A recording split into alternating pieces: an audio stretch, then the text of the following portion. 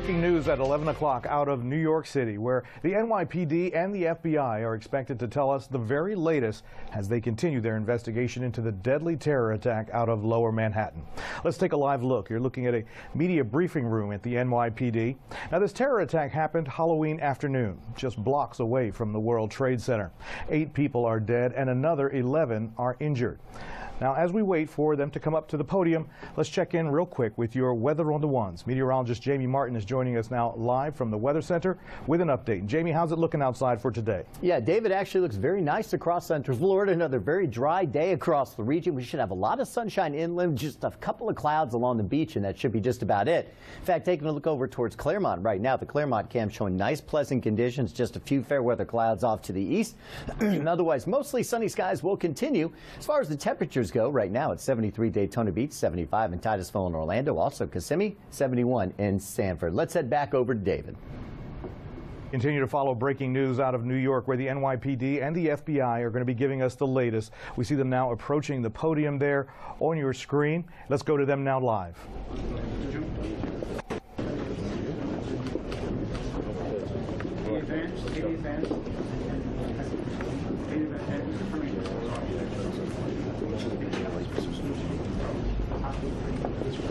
Ladies and gentlemen, very tight room here. We're going to start up the police commissioner. He will explain to you the run of the show. All right? And then I know you're going to have a lot of questions. We'll field the questions as best as we can. But please work with us and wait to be called on. All set, Steve? Yes, all right, good morning, everyone. Regarding our joint NYPD-FBI investigation into yesterday's truck terror attack on the west side of Lower Manhattan, today we're going to give you an update on some of the things we've learned overnight. You're going to get an update on the injured from FDNY Commissioner Dan Nigro. Then you'll hear from Mayor de Blasio and Governor Cuomo. And I want to thank for being here Manhattan District Attorney Cy Vance, June Kim, the U.S. Attorney for the Southern District of New York, Commissioner Roger Perino is here from New York State Homeland Security, and then Joe Esposito from OEM, the Commissioner of OEM is here also. I'd also like to thank the State Police for being here today and for everything they did yesterday. Chief of the Department, Carlos Gomez, is going to lay out some of the security plans we have in place in light of yesterday's event and ahead of Sunday's New York City Marathon. And he'll also give you an update on the traffic situation on the west side. Bill Sweeney, the Assistant Director in charge of the New York office at the FBI, will make a statement. And then John Miller, Deputy Commissioner of Intel and Counterterrorism, will share with you some of the details about the work that we're doing on this case. As you have to understand that this investigation is still in its infancy. We do not yet have all the answers, and there are details today, and there'll be more down the road, and not everything we're going to be able to share with you. You understand that? You know, in terms of casualties, this was the worst terror attack in New York City since September 11, 2011.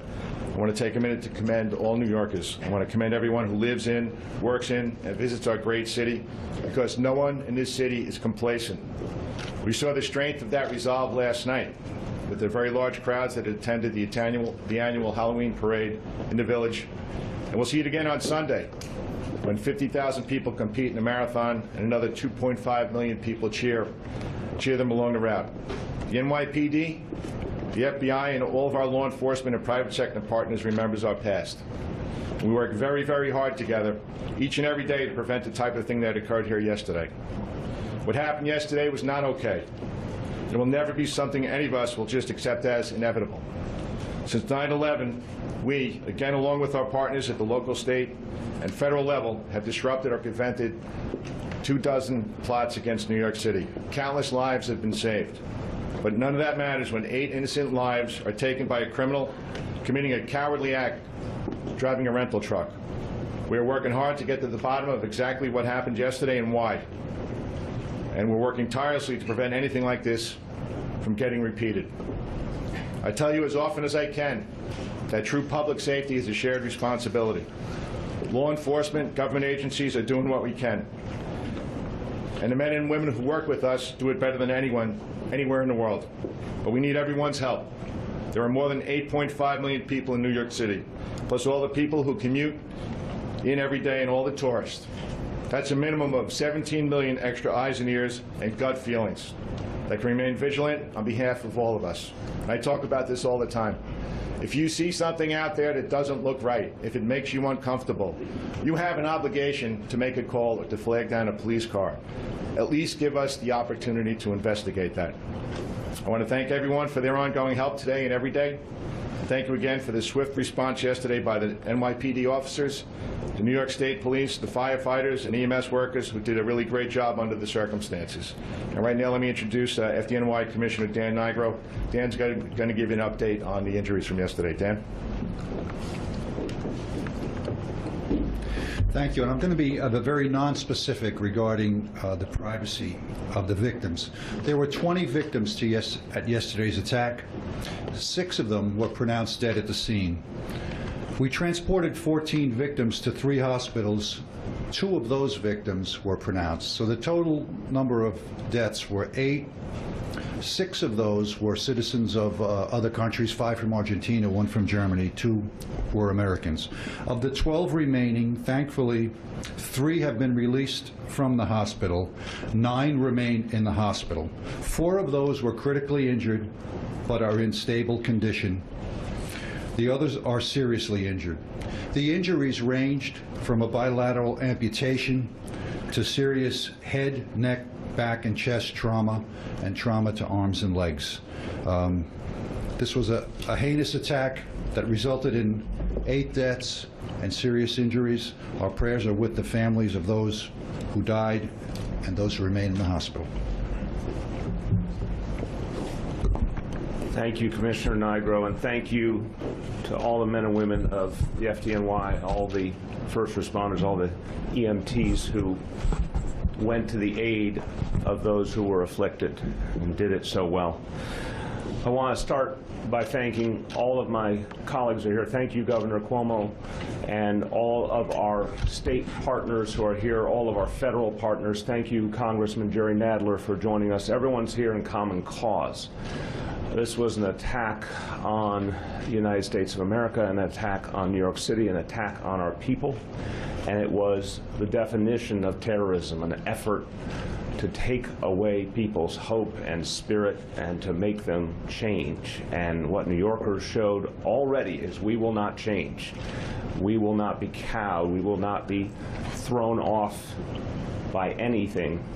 And this cowardly act, targeting the most innocent people in the middle of the most innocent pursuits, was meant to make people feel they could not go about their daily lives. And what we saw last night, Governor Cuomo and I went to our annual Halloween parade. 1 million New Yorkers showed up for that event. And as we spoke with them, they were undeterred. They were strong. They made me very proud of New York City and all the people of this country to see that strength in the face of adversity. This morning, people went to work. Kids went to school. No one thought there was any choice but to stand up to this act of terror. So as we now move forward, we start with giving our prayers to the families of the 8 who were killed.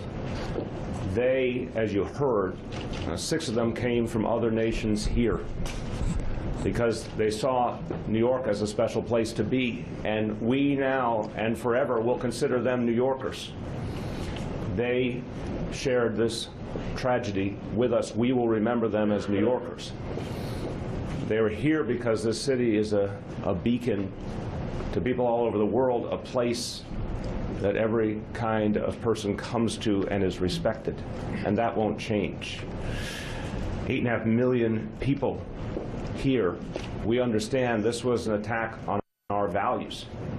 It was an effort to break our spirit. But as an effort to break our spirit, it failed. New York City is a very strong and resilient place. We have great faith in the men and women who protect us. We have such pride in the NYPD, and we see them on duty, and we know they are the very best. So we're strong, we're resilient people because we know we're protected, and we know that this place works when people don't feel deterred. And I'll tell you, this violence was an effort to make us blink, and we won't blink. We won't change.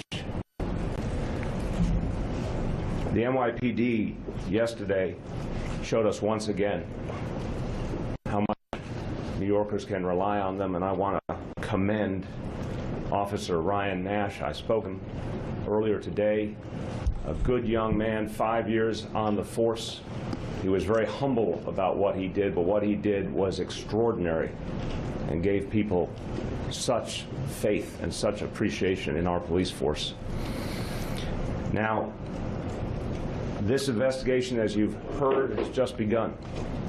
It's important to emphasize again this morning that we do not see any additional credible and specific threats against New York City. We will constantly keep people posted. But we do ask everyone to be vigilant. Commissioner O'Neill laid out what everyone has to understand. Be a part of the solution. Share what you know with the police. Don't think twice. Give information to our officers. In many of those previous efforts to undermine us, the Commissioner referenced those almost 24 previous efforts to attack New York City. A number of them were stopped because good people came forward with information in time. We need everyone to understand they can do that too. As we move forward, we will look forward to the marathon on Sunday. It will go on as scheduled. It will be an extraordinary event, as it always is. It will be well protected, as it always is, and we will take additional measures to ensure that. But my message to all New Yorkers is do what you do best. Be New Yorkers. Be strong, be proud, be resilient. Show the whole world right now that we will not be moved by terror. Again, you see everyone here, every agency united in common cause. And this is also part of what makes us strong. And with that, I want to thank for his efforts and the state's efforts and welcome Governor Cuomo. Thank you very much. Let me begin by asking us all to remember in our thoughts and prayers the 8 lives that were lost tragically. That is damage that can never be undone, and there are families today feeling pain that is unimaginable. Mayor de Blasio, to the NYPD, the FDNY, the state police. I was on the scene yesterday. The performance was phenomenal. And the coordination and the effort was top shelf. And it gives one reassurance to know that there is this level of professionalism and expertise protecting the people of this city and this state. It's also important to remember that while the leadership of police departments is top shelf, Officer Nash, 5 years on the job, 28 years old, he was a hero. And the NYPD is not just the leadership, it's the men and women who are out there every day, who are on the first line.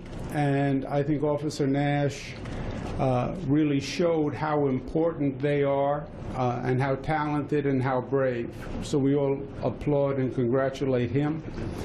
I spoke to the Homeland Security Secretary yesterday, who pledges full coordination with all the federal efforts and the FBI. I think it's important that we are all working as one. And in this kind of situation, there is no alternative. This is not a time to have politics. This is not a time to point fingers. This is not a time to find blame. It's a time to come together and work for a common goal.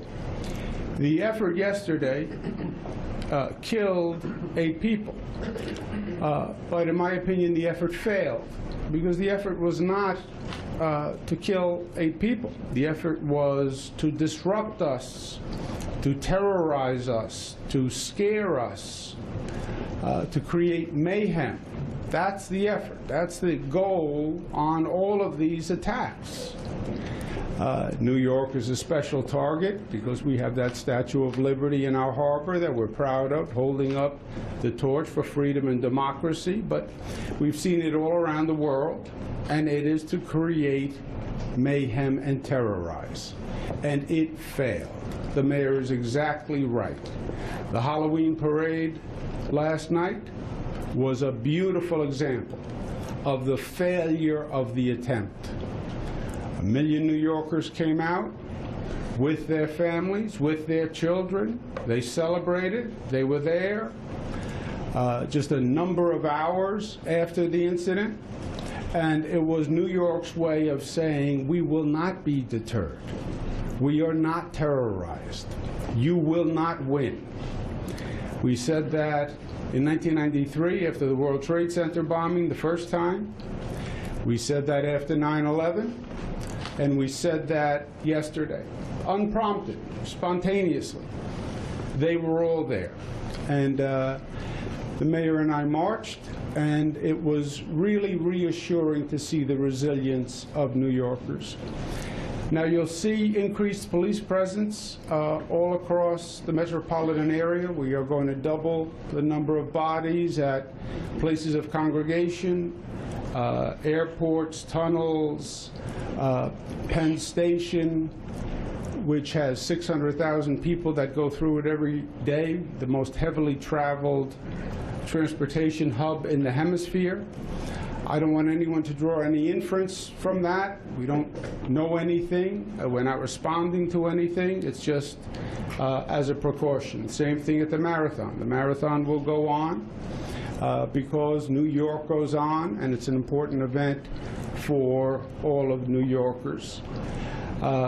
Again, I want to end where I started. The effort by the first responders was phenomenal. The reaction by New Yorkers, as evidenced last night, this morning, people got up, they went to work, children went to school, and that's what makes New Yorkers special.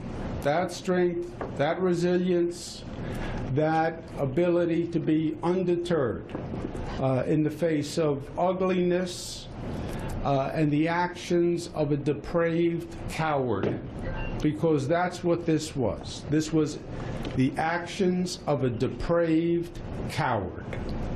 There is no grand statement to what was done. It was the act of a coward. And that's the way it should be regarded, because that's the way it was. I was proud to be the governor of the state of New York last night. I'm proud every day, but seeing New Yorkers' response made me feel especially proud. And again, to the team you see assembled up here, the FBI, the NYPD, FDNY, the seamless coordination really is something to behold and a source of strength and comfort, I hope, for all New Yorkers. Thank you. Thanks, Governor. Thanks, Mr. Mayor. Just to reiterate what the governor and the mayor said, now's not the time to live in fear. It's not the time to be fearful. Now's the time for all New Yorkers to be strong, as we always are. Right now, Chief Carlos Gomez, he's our chief of department. He's going to talk about what we're doing to increase security throughout the city. Carlos. All right, good morning, everyone. Immediately following yesterday's attack in Lower Manhattan, the department quickly mobilized and deployed additional resources, additional police officers, and additional heavy weapons teams to key locations throughout the city.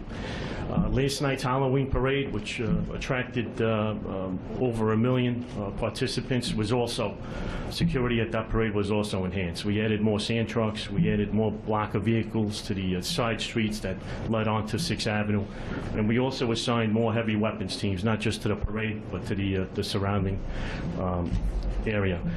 New Yorkers and others who utilize our transit system will see a lot more officers. They'll see a lot more uniforms. They'll see more officers on the trains. They will see more officers on the platforms. They should expect more bag checks at more stations. There will be more canines, explosive detecting canines in our subway system, and heavy weapons teams from our strategic response group as well as our critical response command will also be deployed to major hubs and other stations throughout the city. There are some traffic closures that remain in effect, and I'd like to point out that is the West Side Highway from 14th Street down to the tunnel. It still remains an active crime scene, and we anticipate it will be closed until early this evening. So we've assigned traffic agents to the area, but motorists, please avoid that area. And we're just a few days away from the New York City Marathon, which over 51,000 runners will participate. As the commissioner said, 2.5 million spectators will line the streets in all the boroughs in our city, and we've enhanced the security for this also. It's going to be a very safe event. We've added more sand trucks, more blocker vehicles. I can't give you the exact number. I mean, I do have it. I can't give it to you, but it will be the most ever deployed at this event. We more than doubled our observation teams, our rooftop observation posts, as well as our counter sniper teams from the Emergency Services Unit throughout the boroughs, not just here in Manhattan. And we've also added more heavy weapons teams throughout the city. Officers from our Emergency Services Unit, from our Strategic Response Group, and from our Critical Response Command. They'll be at fixed locations along the route, but they will also have a mobile response capability if they are needed elsewhere. And this increase will supplement the already large, substantial detail of uniform officers that you'll see along the route, but there will also be officers attired in civilian attire and plain clothes that you won't see. They'll be mixing in with the crowds to detect any suspicious activity. Canines, a large number of canines will be deployed along the route, as will counterterrorism officers with their resources and equipment. Our aviation helicopters will patrol from above. They'll survey rooftops as well as the route. And certainly, traffic control agents, they'll have the hard task of keeping traffic moving in the affected areas. As the commissioner said, 8.5 million New Yorkers, several million other tourists. That's a lot of eyes and ears in our city. If you see something, say something, tell an officer, call 911, or certainly you could call the New York City Terrorism Hotline, 888-NYC-SAFE. And we look for it to be a very safe and enjoyable Sunday. Thank you. All right, thanks, Carlos. And now we're going to hear from Bill Sweeney, the Assistant Director in charge of the New York FBI office. Bill and his people continue to be great partners in New York City. Bill. Thank you, Jimmy. Good morning, everybody. Our thoughts and prayers from the Bureau are with all the victims' families, especially this morning, and for all those that are still recovering. Right now, the New York JTTF, which is comprised of about 50+ agencies, is following up on related leads as we work to process and analyze intelligence information related to yesterday's attack. Like last year, our partner JTTF in Newark is also fully engaged. Both of those JTTFs, both here in New York and in Newark, are operating 24/7 and will continue to do so for the foreseeable future. We also have joint terrorism task forces around the country that are following up on leads as we generate them and kick those out. The investigation is still in its early stages. I know I say this each time, but it is vitally important that we do not inadvertently disclose information that could adversely impact this investigation. I think the public understands that need for the level of operational security, and for that reason, I may not be able to answer specific questions on how much or what we know.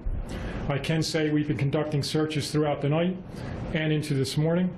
I expect those searches will continue and additional searches will develop as we generate additional information.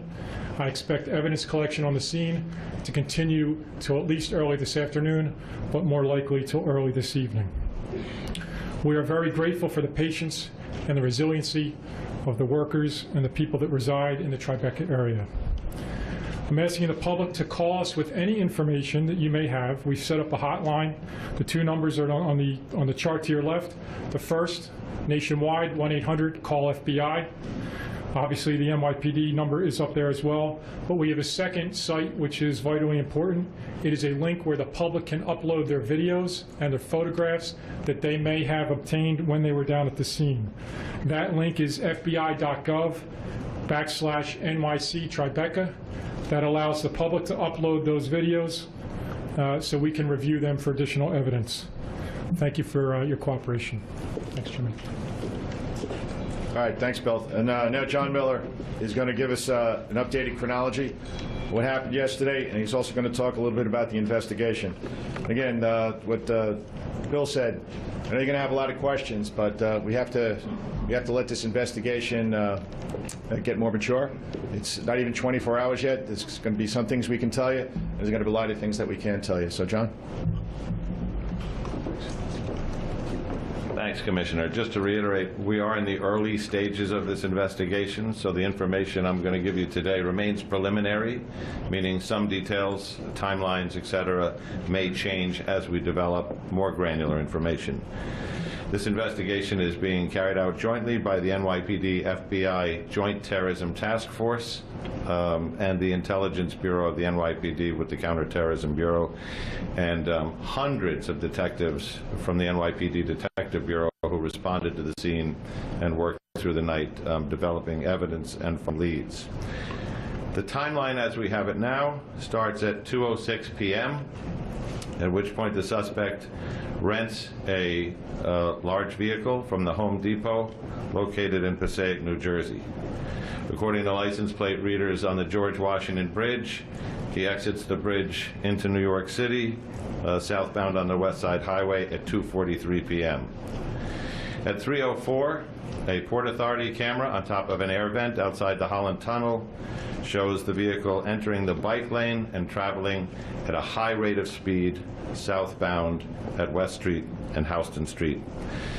At this point, according to witnesses, video, and investigation, he appears to target bicycle riders and pedestrians within the southbound bike lane traveling at a high rate of speed.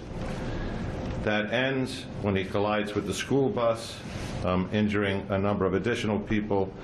And at 3:08 p.m., we get more than a dozen 911 calls reporting people down, the school bus accident, and a man with a gun in the street.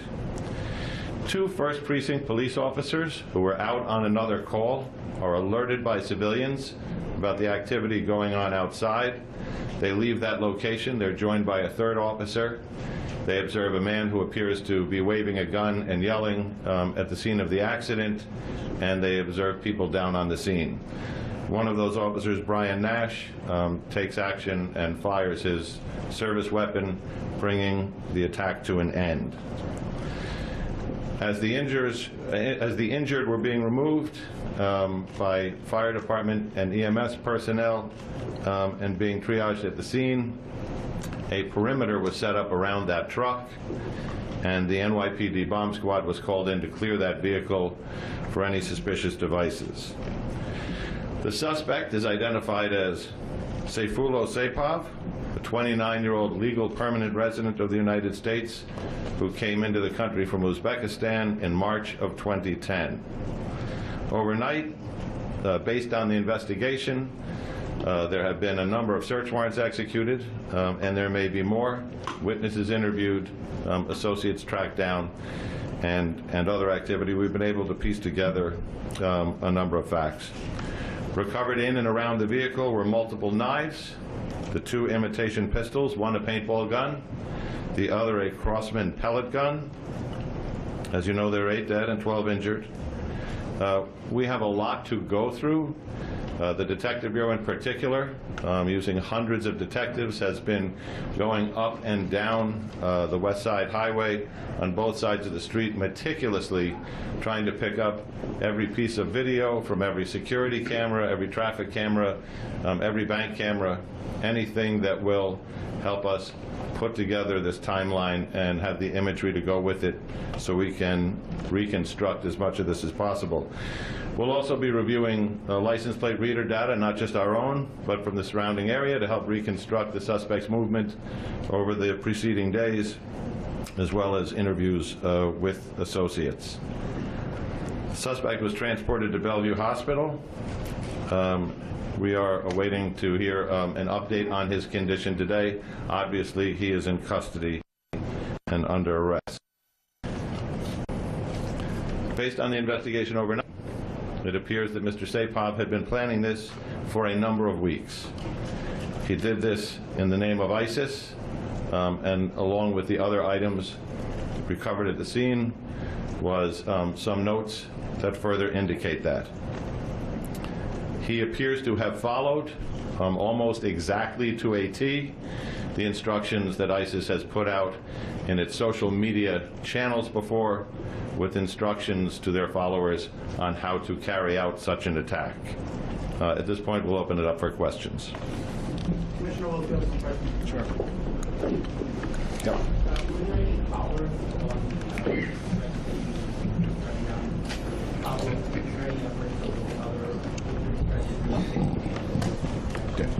Yeah, I know the mayor talked about this yesterday, and it's a big city. You know, I know the bike path very well. I don't think there are any bollards there at Houston Street or at Chambers Street. So, of course, we're going to take a look at that now. I said yesterday that we learn from every event, not just in this city, but across the world. Yeah. Have you had a chance to talk to the suspect? Bill or John? Suspect was interviewed at the hospital, and we're not going to be able to go into his statements in any specificity. This side? Yeah, right there. Yeah, I have a question for Governor Cuomo and Mayor de Blasio. Have either of you received a call from President Trump since the attack happened? And for the police commissioner, we've got sources telling us that authorities knew an associate, Mr. Saipov, before this incident. Does that mean that police were already investigating someone affiliated with this suspect? I'm going to let Commissioner Miller talk about that. John, you want to answer that first? Sure. What we can say is Mr. Saipov has never been the subject of an NYPD Intelligence Bureau investigation, nor has he been the subject of an FBI investigation, and we know that through our work with the JTTF and Bill overnight. What we are looking for is how has he touched the subjects of other investigations, what is his connectivity to those people, and we're kind of building out in concentric circles to try and document that. But it appears he will have some connectivity to individuals who were the subjects of investigation, though he himself was not.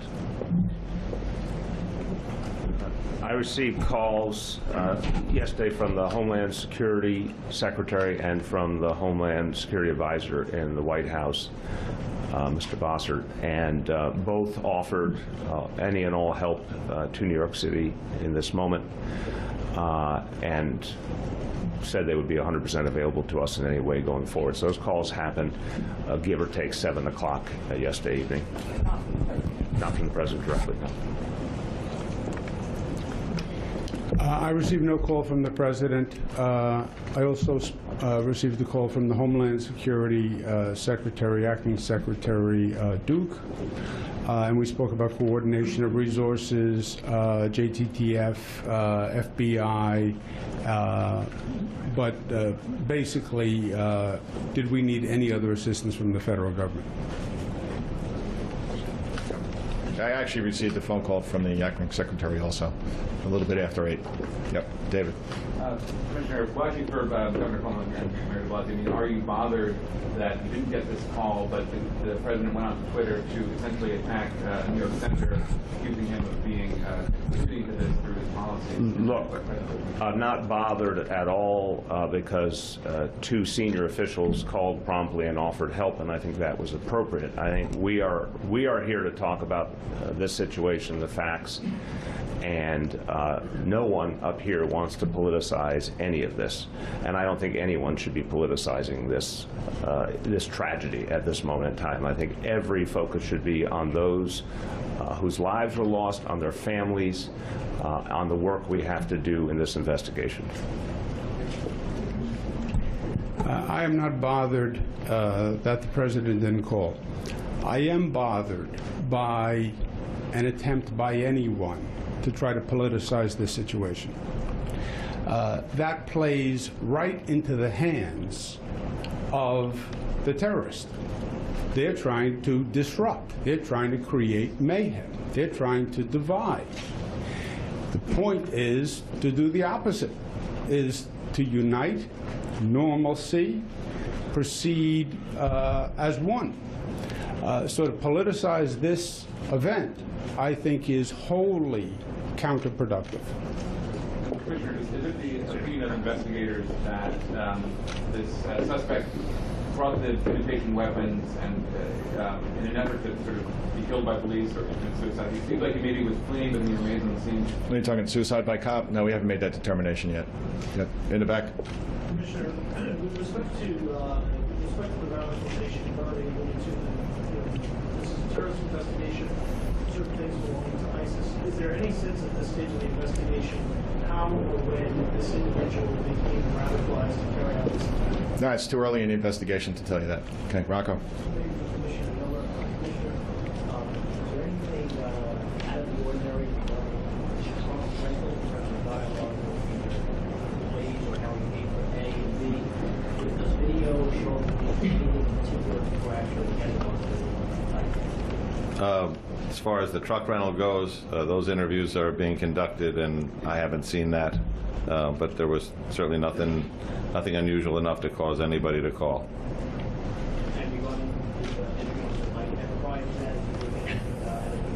That's part of the expanded canvas for witnesses. Obviously, we're looking for people to come forward. It's also part of the expanded video canvas, which Bob Boyce's people have been instrumental in, which is we really want to be able to reconstruct this entire trip. As you saw Rocco in the Chelsea bombing, we were basically able to take him from the train to both scenes.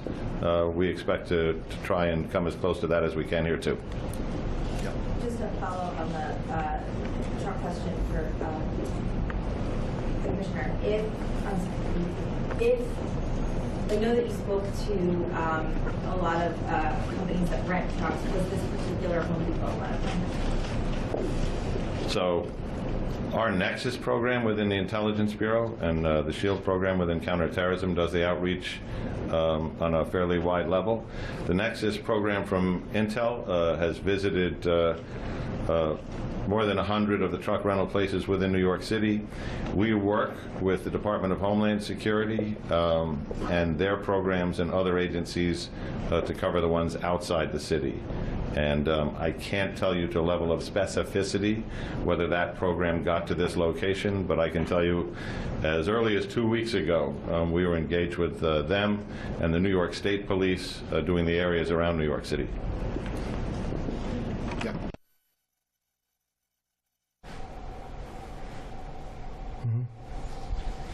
Okay, it seems we've lost the feed there out of New York. Let's go and go back and recap this whole investigation as it's going on right now. The investigation, we are told, is in its infancy at this point. Investigators say that this is the worst attack in New York City since September 11th. Now, the New York Marathon, of course, is a major event in New York City. They say that it will go on this Sunday. They are expecting thousands of people, not only involved in the race, some 51,000 runners who have signed up for the race, but more than 2 million spectators. So as they investigate this incident, they are, of course, looking forward to this incident on Sunday, this event on Sunday. Now, there's been 2,000 terror plots in the last couple of years that have been foiled by NYPD as they continue their investigations into terror. They say that there were 20 victims in this last attack that happened yesterday. 6 dead at the scene, 8 people dead in total. 2 of them were Americans. Now, 3 people have been released from the hospital. 9 in total were hospitalized. 4 of those folks in critical condition, and their injuries are a range from bilateral amputations to broken bones and other traumatic injuries. Now, New York Mayor Bill de Blasio said that if the attack was meant to break the spirit of New Yorkers, it failed. De Blasio says that he tells New York residents to continue to be New Yorkers and that they will not be moved by terror. Now, the 28-year-old Saifullo Saipov He may have been in contact with people who were under investigation, but he was not under investigation himself. Obviously, there is so much more information that we have been gathering and will continue to gather throughout the day, and we will have more for you on this throughout the day right here on Spectrum News 13. Tampa Electric's award-winning Manatee Viewing Center opens up today for its 31st season. Spectrum News 13's Fallon Silcox joins us now in Apollo Beach with the exciting details. The viewing facility reopens to the public today, and they've been very busy in this year's off season. They made all sorts of upgrades to the facility, but what makes this opening day even better is how many manatees are already here, thanks to the cooler weather we've had this week. They're known as nature's sea cows, coming in around 1,200 pounds when full grown. These gentle giants are making the move right now to their winter home near the TECO power plant in Apollo Beach. Where else can you go see manatees like this? Jamie Woodley with TECO says this is the 31st season for Tampa Electric's Manatee Viewing Center. This is the power station's discharge canal, where water from the bay is taken to the plant, then flows back out to the bay clean and warm. And with our cooler temps this past week, you can see from Sky 9 that many manatees have already made their way to the plant. Manatees need warm water once the bay water temperature hits 68. If not, they can get sick.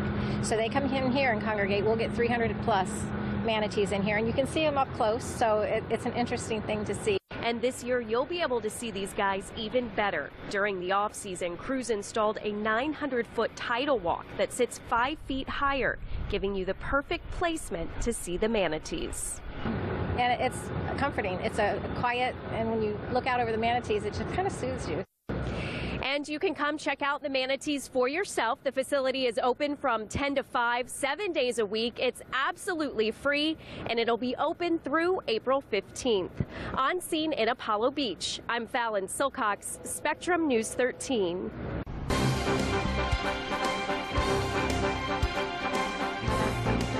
Hi everyone, I'm meteorologist Maureen McCann. It's 41 past the hour on this Wednesday, day after Halloween and going into November. We had some pretty warm temperatures out there today, definitely warmer than the previous day. And we have some more clouds overhead too. We saw those this morning on the FBC Mortgage weather cam. Not much rain from them, just a very low chance that the onshore flow may trigger 1 or 2 coastal sprinkles, but I don't think other than that we're going to see much on Storm Tracker 13 today. We will find those warmer temperatures though, hour by hour through your Wednesday afternoon. 81 degrees for those after-school pickups with sun blending with clouds. If you're over in Brevard County, you may have a sprinkle there being pulled in with the onshore flow, but that is going to be pretty minimal today with that rain chance. And even the next couple of days, the coverage of rain is going to be very limited. Things dry because of high pressure that is firmly in control across southeastern United States, but because it has shifted a little bit more to the east, the flow around it is now enabling us to get into some onshore wind. If you look closely, you can see some of those clouds out over the water, and that's why some of them may brush up against our coastal communities for today. Other feature is some steady rain along this boundary, along the periphery of the ridge, the dividing line between some warmer air and colder conditions to the north. And that may set off some weather-related travel delays today in the lower Mississippi Valley and the Tennessee Valley. There are your warmer temperatures to the south, Atlanta 74 and Nashville 75, but then you go further to the north and you get 30s for Minneapolis and Bismarck. So not seeing any weather-related travel delays so far, but if you are going to be heading somewhere in the deep south today, expect some rain to impact your travels. Staying locally, very little rain to speak of, if at all, other than a very minor coastal sprinkle. A blend of sun and clouds. 81 will make it a little bit warmer than what we had yesterday. Not as chilly for tonight. 60 degrees going into your Thursday morning and planning ahead to tomorrow. 82 and partly sunny. We'll head to the tropics next for this final month of hurricane season. That's a 51 past right now. Storm Tracker 13 Doppler radar.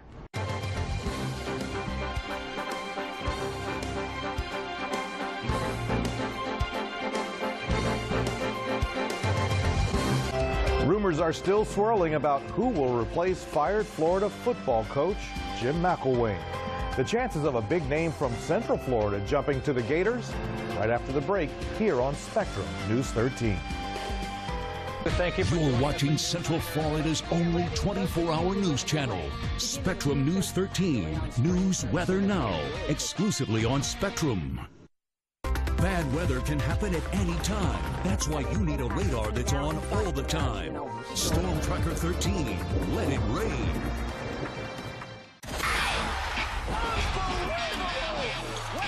Deep shot. You want more of that? We got you. Hundreds and hundreds of live games. Gorgeous spin. Get the full season. All season long. No sweat. Oh, you just want to watch your team. Yes, sir. We got you. Anytime, anywhere. It's that easy. Call 855-660-8727 to order NBA League Pass today. Thank you, IKEA. Oh, John can't come. Oh, your cousin's just confirmed. Looks like I'm meeting the whole family. Ooh, a food blogger and a wine expert. Yes. Yes. Expert level glassware. My Uncle Jeff just confirmed. The one that's always bringing a +1? Historically, yes. But we've got +1 insurance. What's your dream? At IKEA, we help you live it. Make the dream yours.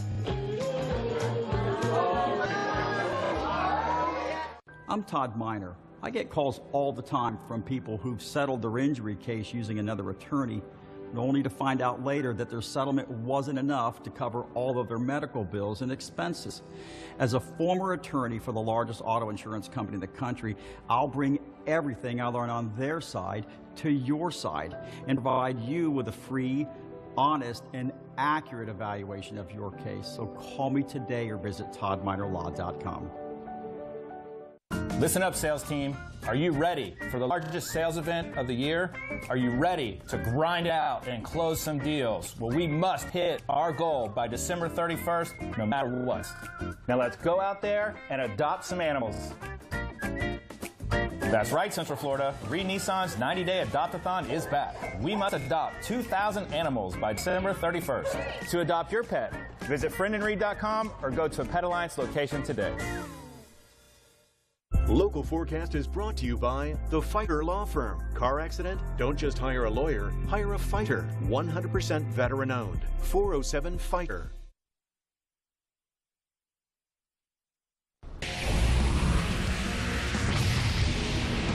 The College Football Playoff Committee releases their first poll. They determine the 4 teams competing for the national championship in early January. Bama, not #1. They come in second behind Georgia. Notre Dame and Clemson round out the top 4. Some local love for Miami in the 10th spot, and UCF comes in at number 18, projected to go back to the Fiesta Bowl. Of all things to bet on, Bovada has released the odds for who will replace Jim McElwain as the next Gators football coach. Mississippi State's Dan Mullen is at the top, followed by UCF's Scott Frost and former USF, now Oregon coach Willie Taggart. Current Bulls coach Charlie Strong is more of a long shot, tied with former Bucks coach John Gruden at 22-1.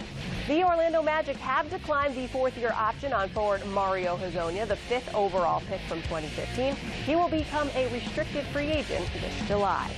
I'm Lindsay LaCorey with your Toyota Sports Minute on Spectrum News 13. Tonight at 10:30, join us for a brand new show, Spectrum Sports 360. This energetic program is not just another scores and highlights show. It's all about great stories and debate designed to be informative, interactive, inspiring, and fun. Spectrum Sports 360 will air every night at 10:30 right here on Spectrum News 13. The World Series will go to Game 7. The Los Angeles Dodgers kept their season alive last night, beating the Houston Astros 3-1 in Game 6. Now the series is tied at 3 games apiece. The deciding 7th game will be played tonight in Los Angeles. Now the Dodgers are looking for their first championship since 1988. The Astros have never won a World Series. When people think of coconut curry, they think of Indian food. Come get a lesson in grating lemongrass and other secrets, all behind the French-Vietnamese coconut curry stew. I'm Virginia Johnson. We've got that recipe coming up in today's Chef's Kitchen. This is not the Ford factory. It's the brand new Mullinax Ford Kissimmee. This is Mullinax Ford New Smyrna Beach and Mullinax Ford Apopka. 3,500 vehicles with upfront pricing and no fees. No one sells more Fords in Central Florida than Mullinax. For accurate weather updates, follow the weather experts on Twitter at @News13Weather. Spectrum News 13, exclusively on Spectrum. Friday night, a decades-old Central Florida rivalry is back. It's the battle for the barrel, only on Spectrum Sports. The Eagles' spread offense is bolstered by an explosive ground attack, blazing a trail in the end zone. While the Braves' defense, owners of 3 consecutive shutouts this season, is overbearing and nasty. Brought down for a loss. Edgewater, boo. Live Friday night at 7:30, only on Spectrum Sports, home of high school sports, exclusively on Spectrum. Are you tired of struggling with your wheelchair or scooter every time you need to leave your house? Has transferring into a car become too burdensome on you, your family, or your caretaker? Come see how Wheelchair Vans of Florida is improving the lives of people with disabilities and assisting them with driving independence. See how easy your life can become with one of our wheelchair vans or scooters. Going out is so simple when you don't have to leave the comfort of your own chair. Wheelchair Vans of Florida, conveniently located in Orlando, 1 mile off I-4 on Edgewater Drive. At the Trial Professionals, there's nothing more important to us than our clients. The Trial Professionals made everything very easy. It was really nice people. The appointment was on time. They make the appointment for me. With everything on the line, with being out of work and everything at risk, it was important to me to have somebody that I knew was going to go to bat and give it 110% that I could rely on. Discover the difference. We're open Saturdays and Sundays. 1-800-TRIAL-PRO or go to trialpro.com. Stay connected to the stories that are important to you. Follow us on Facebook, Spectrum News 13, exclusively on Spectrum. At Mullinax Ford, every pickup is on sale. Now save $12,500 on luxury F-150s with EcoBoost, navigation, and loads of power equipment. Mullinax has many of these trucks, all priced $12,500 off. No one sells more Fords in Central Florida than Mullinax.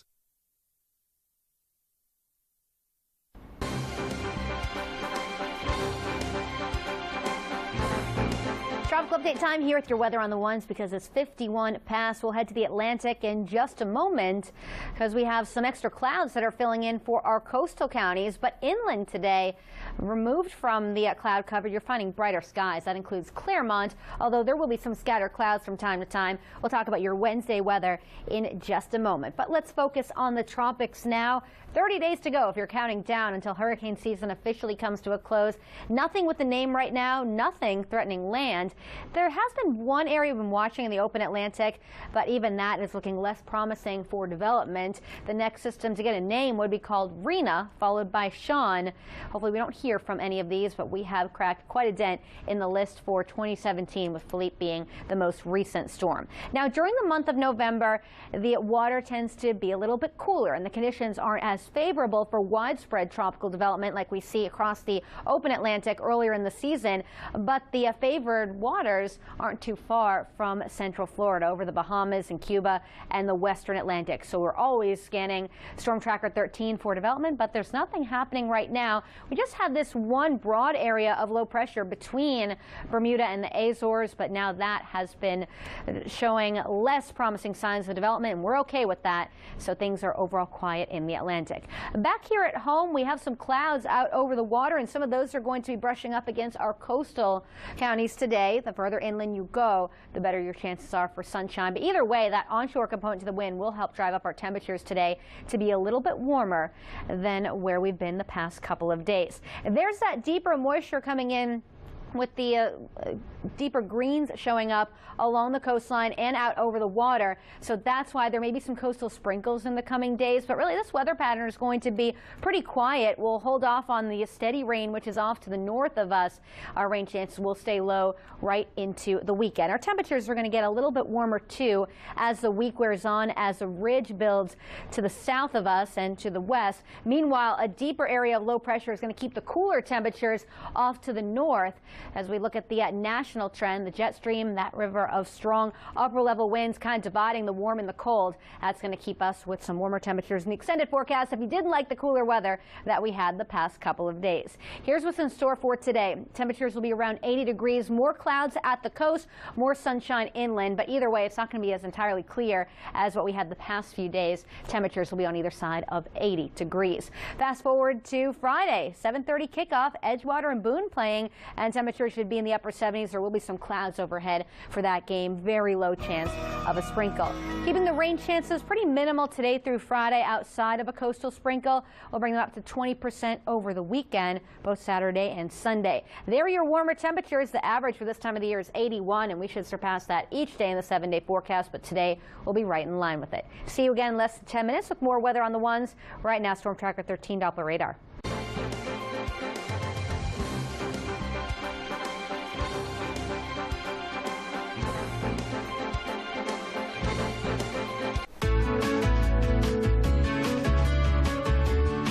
The drop in temperatures means it's time for some cold weather comfort food. French Vietnamese stew is the star of today's Chef's Kitchen. Virginia Johnson gets a lesson in building flavors. Welcome to Bistro BT in South Tampa. I'm joined by Chef BT. And Chef, what are we making today? Today we're making curry chicken stew.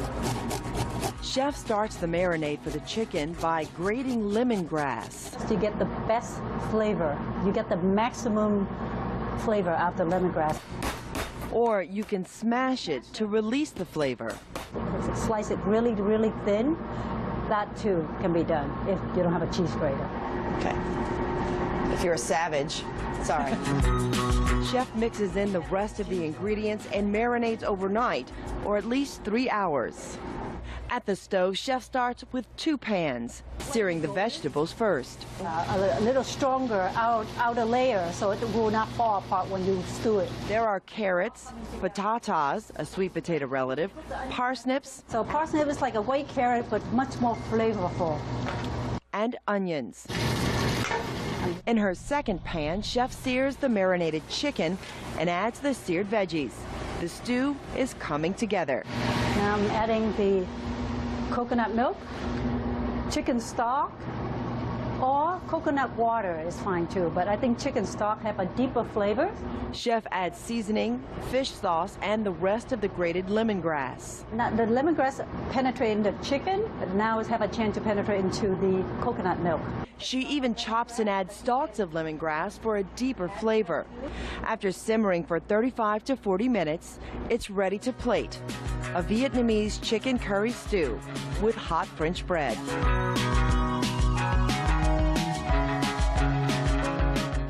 Oh, that's so good. I'm Virginia Johnson. We'll see you next time in the Chef's Kitchen.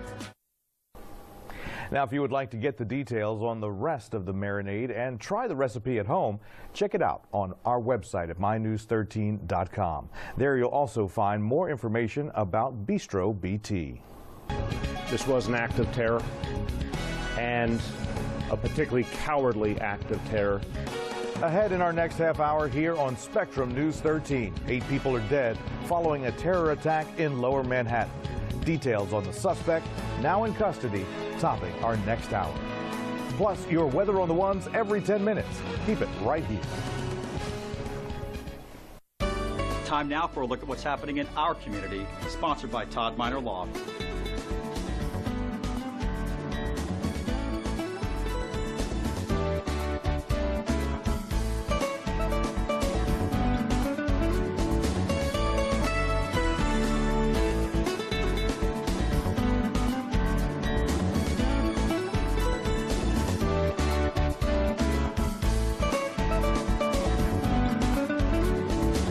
Volusia County, $2.6 million. Pinellas County, $6 million. We will not be pushed around, and we will fight for every dollar that you're entitled to. Call us or visit our website, martinezmanglardi.com. We are here to help. Local Forecast is brought to you by the Fighter Law Firm. Car accident? Don't just hire a lawyer, hire a fighter. 100% veteran owned. 407 Fighter. As years went by, my teeth were not something I was proud of. I finally came to the realization that my family was grown and they're doing fine, that it was time for me. After new teeth now, the biggest change that I saw was myself smiling all the time and my confidence. You not only have given me a smile, but you gave me back my life, and I can't thank you enough. Call now for our limited time fall savings and visit newteethnow.com. Confident, resourceful, philanthropic, honest, candid, transparent, experienced, accountable. accountable, and easy to work with. These words describe the trial professionals. If these are the qualities you're looking for in an attorney, let's get to work. Discover the difference. Call 1-800-TRIAL-PRO or go to trialpro.com.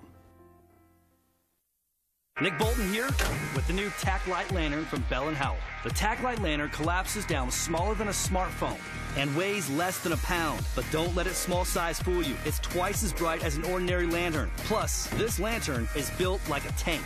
It's heat resistant, works submerged in water, and can survive even the coldest conditions. Act now, and through this special TV offer, you can get the Bell & Howell Tac Light Lantern for just $19.99 plus free shipping. Bad weather can happen at any time. That's why you need a radar that's on all the time. Storm Tracker 13, let it rain. Marion County, $2 million. Osceola County, $800,000. We will not be pushed around, and we will fight for every dollar that you're entitled to. Call us or visit our